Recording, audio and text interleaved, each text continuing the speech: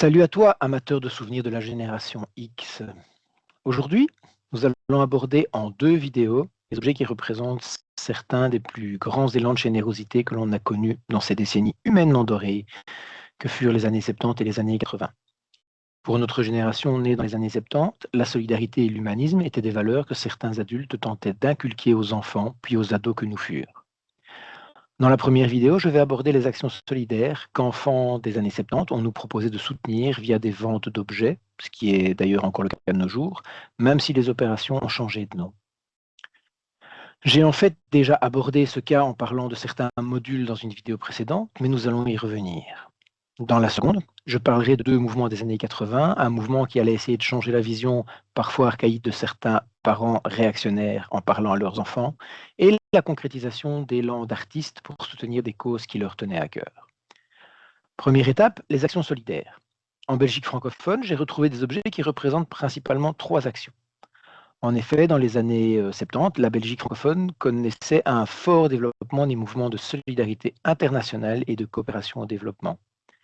D'abord, 11-11-11, qui est une de ces coalitions d'organisations de solidarité extranationale qui organisait chaque année la campagne du 11 novembre, date de l'armistice, comme symbole des liens entre la paix et le développement. Ceci pour sensibiliser le public belge aux inégalités nord-sud et récolter des fonds destinés à des projets de développement dans les pays du Sud. Ensuite, 48-81-00, qui est une opération de solidarité mobilisant les médias et le grand public pour financer des actions humanitaires et de développement en faveur des populations défavorisées. Son nom était simplement issu du numéro de téléphone direct, le 02 48 81 00, de la maison de la radio à Bruxelles. C'était l'endroit où l'on pouvait faire des promesses de dons. Enfin, les donc déjà abordées Îles de Paix, organisation fondée par le père Dominique Pire, qui mena des campagnes de sensibilisation et de collecte de fonds, notamment par la vente de modules en plastique imbricables, ceci afin de soutenir des projets agricoles et de développement durable dans les pays du Sud.